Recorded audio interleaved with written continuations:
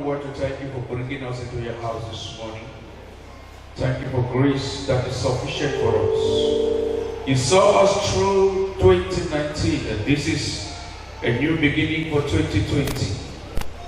It is our prayer that everyone that is present here this morning will be present on the first Sunday of 2021 in the name of Jesus. I pray this morning that as your word goes forth, give us ears that will listen well. Give us hearts that will understand what you are saying to us. In the precious name of Jesus. Amen. Amen. God bless you. Please, you may be seated.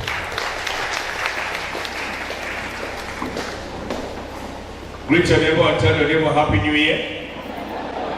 Again. Tell your neighbor Happy New Year. Amen. Good. Last week we were talking still on the issue of familiarity, which we began 2 weeks ago. And it was made clear last week that the more familiar you are, be it with your father, that is your parents, your customers, your pastor, and your boss in your place of work, the more familiar you are with them, the lesser blessings you will have. Familiarity is very, very dangerous. And it is the reason why many people don't make it in life. That means you're familiar with your pastor, you're familiar with your boss in your place of work, or your customers, you're familiar with your wife or your husband. You're so familiar to the point where you don't take principles seriously. You don't take complaints seriously. You don't take discipline seriously. It's going to hinder your blessing. And 2020 is that year that you must make up your mind not to be familiar with your parents, biological parents. If you are an orphan, when you have somebody taking care of you, or somebody that took care of you, you must not be familiar with them. You must not be too used to them to the point where you cannot distinguish sound advice that they are giving you from normal talk that they are saying. Every child that is born into a family must be blessed by that same family. And let me tell you, it is better to have poor parents who have good mouths that they can use to bless you on daily basis than to have rich parents who have bad mouths that they will use to be cursing you with everything. The inheritance that you need from your parents is not their house that you need to come and inherit. Some are waiting for their parents to die for them to inherit property. What you need from your parents, from your uncles, from the people that brought you up, in case you are a foster child, the people that brought you up, what you need from them is word of blessing.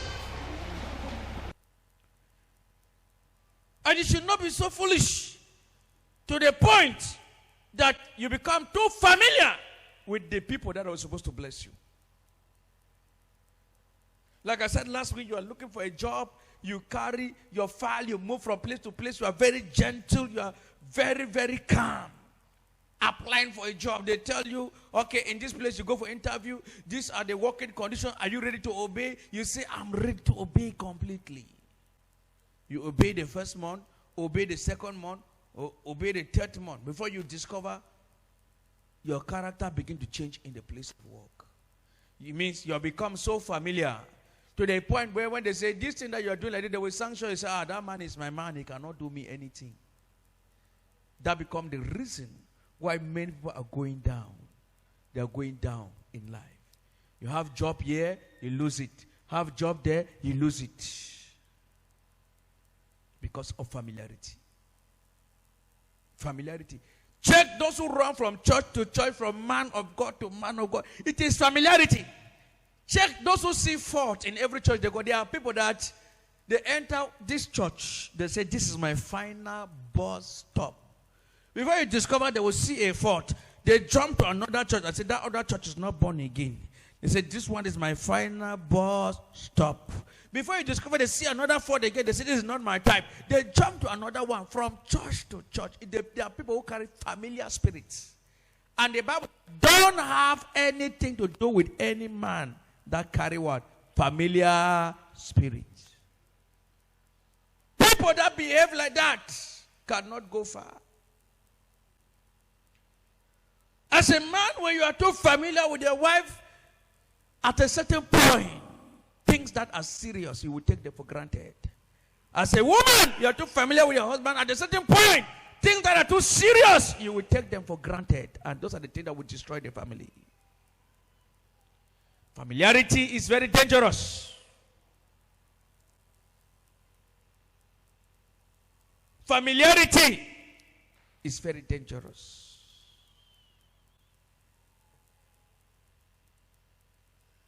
Familiarity is very dangerous. Very dangerous.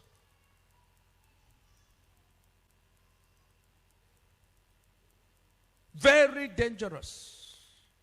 Even with your pastor. That's what I was saying last week. If you want your pastor to be a blessing to you, if you want to visit, your visit must be purposeful. Purposeful. Make it brief. Straight to the point. Not that you go and sit on the chair, open one leg this way and sit and relax and talk and laugh. Purposeful. You don't go to Jesus' office and sit there and you are talking and you are relaxing. Who give monkey banana? These are the habits that are killing many of you here. And when you pray, God does not answer. Because of your childish way of treating grace. The grace you don't respect, don't expect anything from it. The Bible says, walk out your salvation with fear and trembling. It also means that if you are looking for anything from the grace of God or from the servant of God, walk it out with fear and trembling. If you are employed in any office, do your job there, do your services in that office with fear and trembling. Not that you just take things for granted.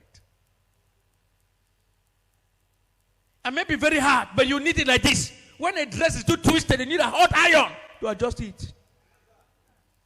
Doesn't need advice, need discipline to address it. Make your journey purposeful. And man of God cannot be praying. You just bang to his house like that. Bam. Man of God, I want to see you. Did you call? No. That is familiarity. You didn't send information that you are coming. You did not call to inform that you are coming. You just bang to his house. Bam. Man of God, I want to see you against a problem. Even when you go to the hospital, you stop at the counter. They say, buy book here. You buy. They say, turn this way, read this here. You read. You don't say they are disturbing too much. But when you want to see the man of God, they tell you that go to the office, answer this way. You say, no. We're not over high. Why do you take things outside there seriously? And when you come to the things of God, you take them very lightly. That is why you are not blessed. That's why you pray, and the prayer is hard. These are truths that must be told you. A typical example of this is Jesus is moving and all the disciples move around him. Nobody can pass. Then the woman with the issue of blood break through the protocol and grab Jesus' garment. And then Jesus said, somebody touched me. Peter said, nobody. With all this tight security around you, we have secured you. We are the one pressing you. Nobody from outside can press you. Jesus said, no. Somebody has broken your protocol. That's to tell the man of God should be protected. That's to tell you that the man of God should be protected. That's not all. The Bible says before Jesus will go to any place to preach, he sent disciples out 2 by 2 to go to that particular place. They are the one who go and prepare the ground before he will come. So those of you who think man of God should just live free life at your disposal, it's not like that. It's not like that. Tell your neighbor it's not like that. Again, tell your neighbor, no be so. So you need to understand these things. Because us in Cameroon, we are too familiar. Too familiar. We have familiar spirits. That's our problem. That's why man of God will kill himself praying for you. Nothing happens. Because you are too familiar. I think it is now that some people even have some more sense. Before, when I tell somebody it is well, man of God, just like that, I want you to pray for me. Just say it is well. A man of God, I'm dying. You just say it is well. Now, when they now go, now the testimony begin to happen, then they'll say, it is the testimonies of that it is well that is strengthening many and making many people wise. That's not how long man of God pray for you. It's not even the grammatical content of his words that make the prayer anointed. Sometimes just looking at you is enough. Sometimes just smiling with you is enough to solve your problem. You need to understand these things. Hallelujah, somebody. Now, today that's not what I want to talk about. Today I want to talk about how prepared are you? 2020 year of exploit. Yeah. How prepared are you to do exploits? How prepared are you? Oh, this year has opened. Man of God, I prayed for us. I'm ready. How prepared are you? Oh, doors will open. How prepared are you for the open doors? You have to be prepared. Miracles don't happen by accident.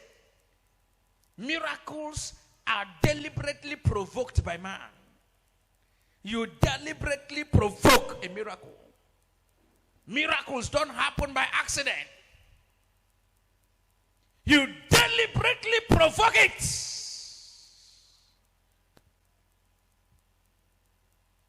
Daniel chapter 11.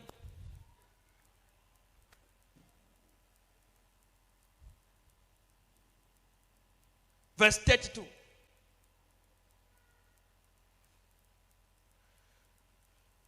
The Bible makes us to understand that those who do wickedly, they transgress the covenants. And these are the people that will be flattered, that will be corrupted with flatteries. That means you are not ready to keep the covenants of God, then be ready for flatteries. Flattery means sweet talk when nothing ever carry you go anywhere. Flattery means sweet prophecy when no go carry you go anywhere. If you are not ready to keep the covenant of God, then wait for sweet talk that will not carry you anywhere. That's what the Bible is saying.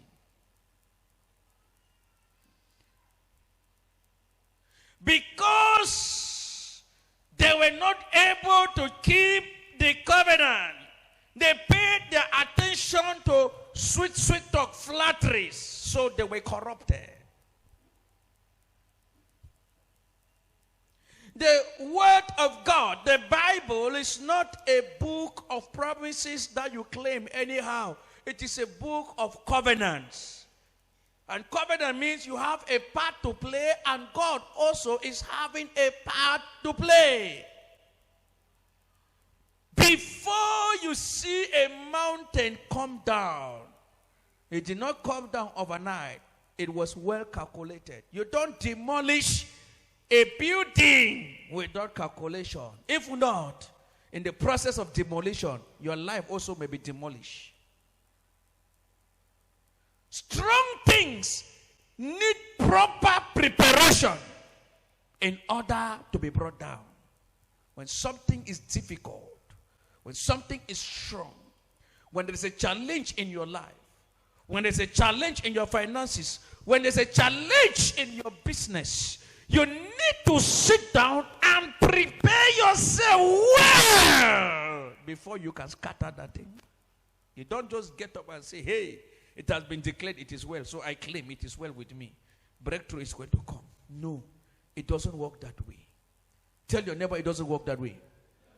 Please tell that neighbor who is not smiling. Tell that neighbor who is not smiling it doesn't work that way. For something to work in your life or for your good, you have to be prepared for it. How prepared are you?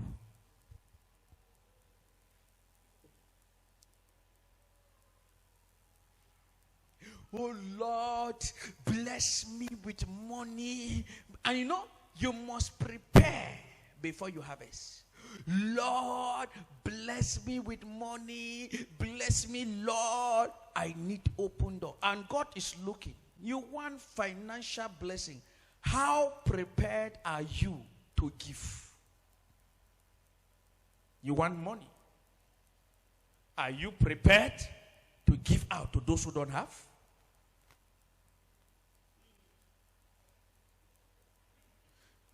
If you are asking God for money and you're not prepared to also use that money to help people, you are like a man asking God for rain without carrying an umbrella.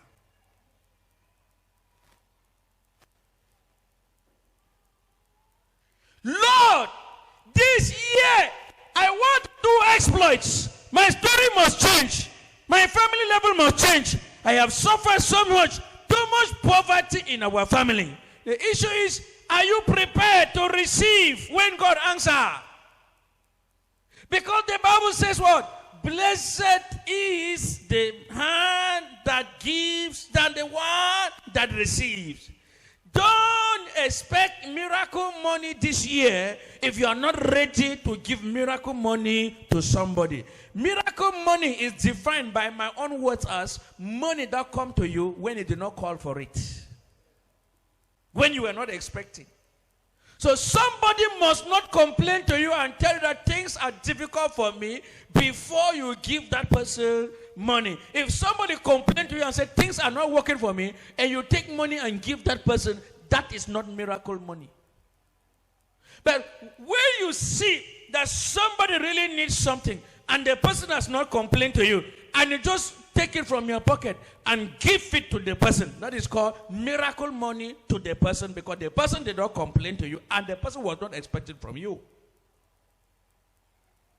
So when you are expecting God to give you financial breakthrough, you must be ready to be a giver. So financial breakthrough is not possible for the greedy. There are many poor people around you. For example, I said first Sunday of January, we are going to collect an offering. After we collect the offering, now we are going to move. By now, God already told us the people were to send that money to them. So once that is done, once we collect the money, we are going to send it to the people that we are supposed to send to them.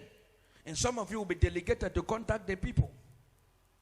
This year, God said to me, in fact, that was last year, before the year will run to an end, about a month, God said to me, collect something and give to the handicapped people. The handicapped people. There was a time we hosted them here and organized a first-class party for them here.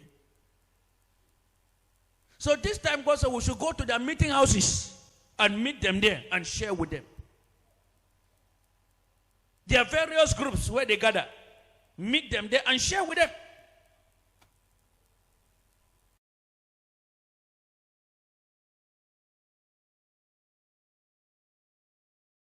And to the weak. And you are saying, Lord, open my doors. Give me finances. I want to be blessed. Give me finances. Are you ready? Are you prepared to use that same thing that God has blessed you to help others with? If you are not ready to help, then don't ask God for help. If you are not ready to help others, then don't ask God for help. Might not be the message you wanted the first day of January like this. But that is the message God gave me to give you. How prepared are you? How prepared are you?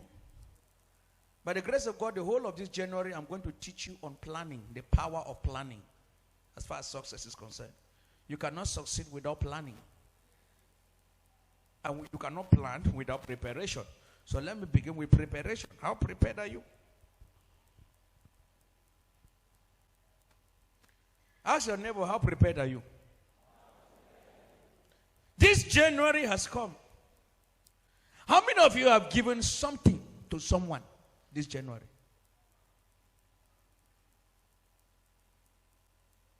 This is January 5th. 5 days gone already. 5 days gone already. How many of you have given something to somebody inside this year?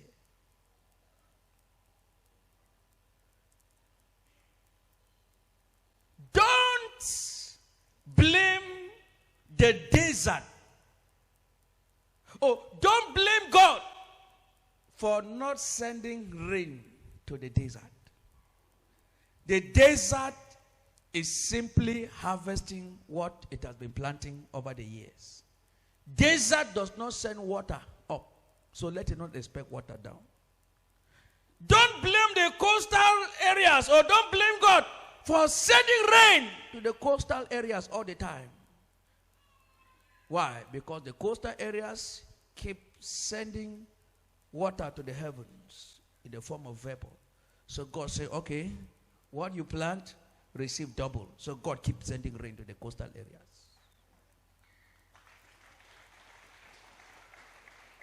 That is why you see rich people continue to be rich, while the poor continue to be poor. Why? The rich, they give. The poor, they receive. And blessed is the hand that giveth than the one that receiveth.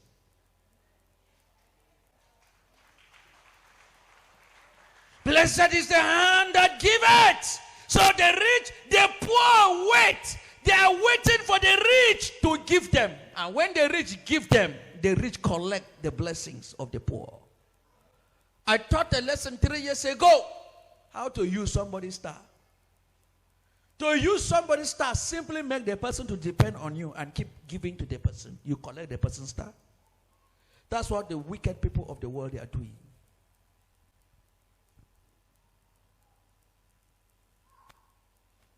If you want your star to be used by members of your family, keep telling them, give me. I beg, give me. Give me.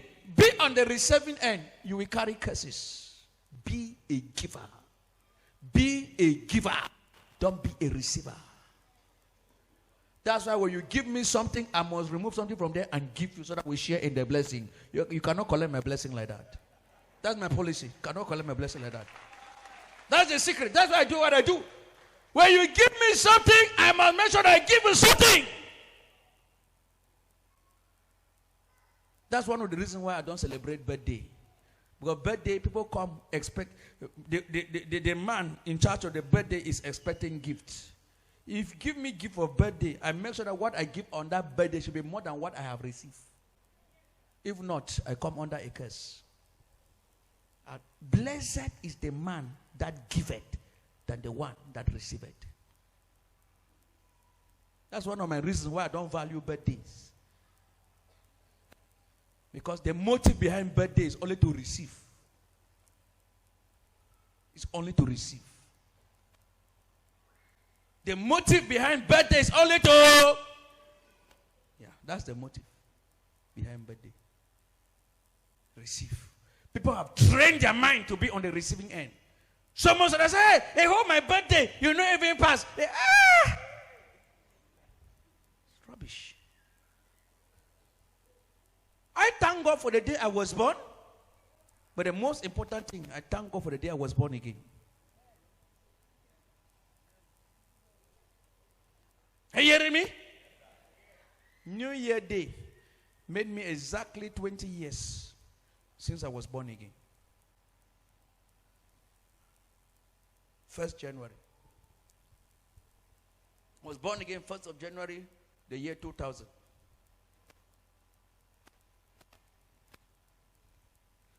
Please, don't be on the receiving end. Tell your neighbor, don't be on the receiving end. And if you practice what I'm telling you, that you always like to instead give than to receive, this year for you will be a different kind of year. It will be a year that you have never seen in your life. Are you hearing me? I'm not saying that it is wrong to celebrate birthday. Is that what I have said? The only problem with birthday is that the few occasions I saw in the Bible where birthday was celebration, it always ended with bad news. Either the cutting of the head of John the Baptist, or the killing of somebody, or a signing of an evil decree against somebody.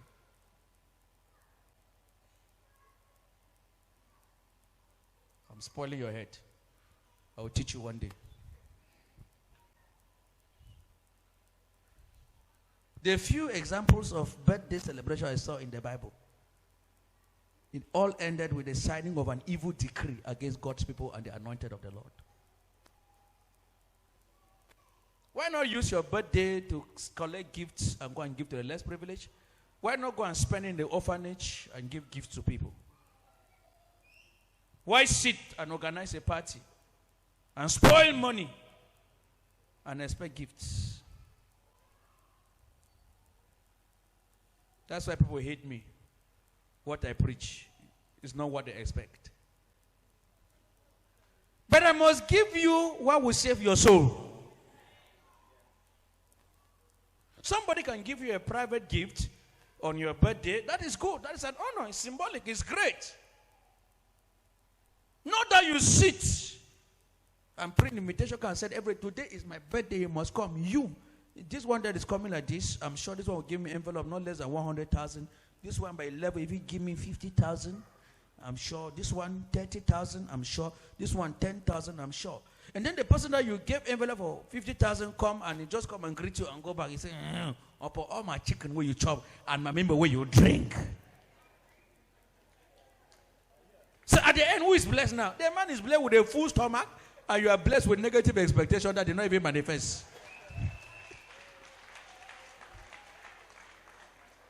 So I don't have time for those things. If you are waiting for a day that you will see. That's why if you see Senior Prophet Timothy, his birthday, you don't see him organize party. He takes care of the less privileged on his birthday. He writes to his followers, to his partners, please, our birthday, my birthday this day, the money, whatever you have to support, go to your country, visit these people, support this way, support this way, support this way. And just sing just a simple happy birthday song and give me a happy birthday wishes. That's all. Not for him to go and sit on an armchair and be waiting for gifts.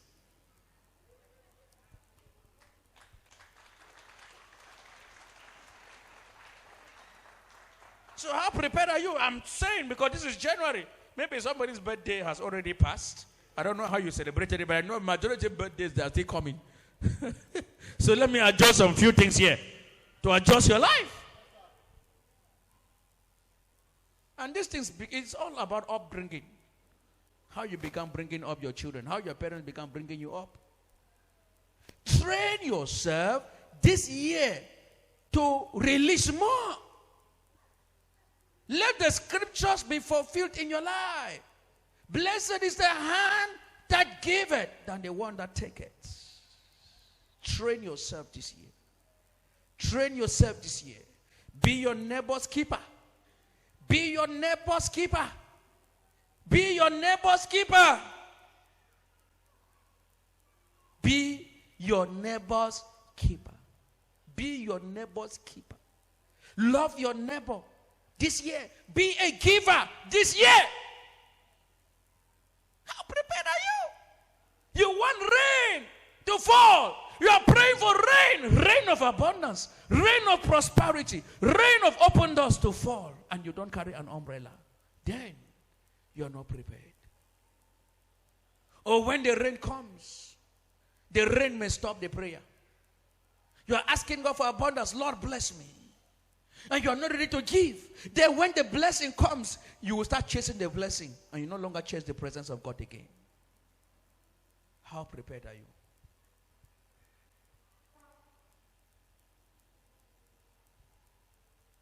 How prepared are you? Get ready this year.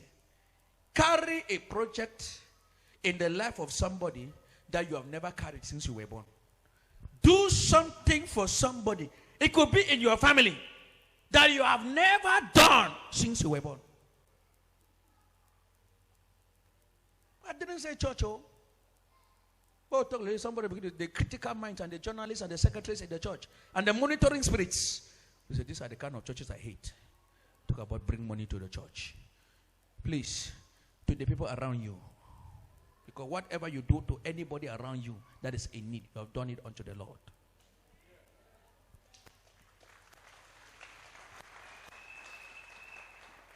And if you don't know any about you, around you that is in need, bring it to the church. The church know many that they are in need. Because as we sit like this, there's nobody here that sit and back me. It's only me. As you sit like this, I see all of you, I know all of you, I know the different people with different needs. So you don't know who is in need, bring it on the altar. We know who is in need.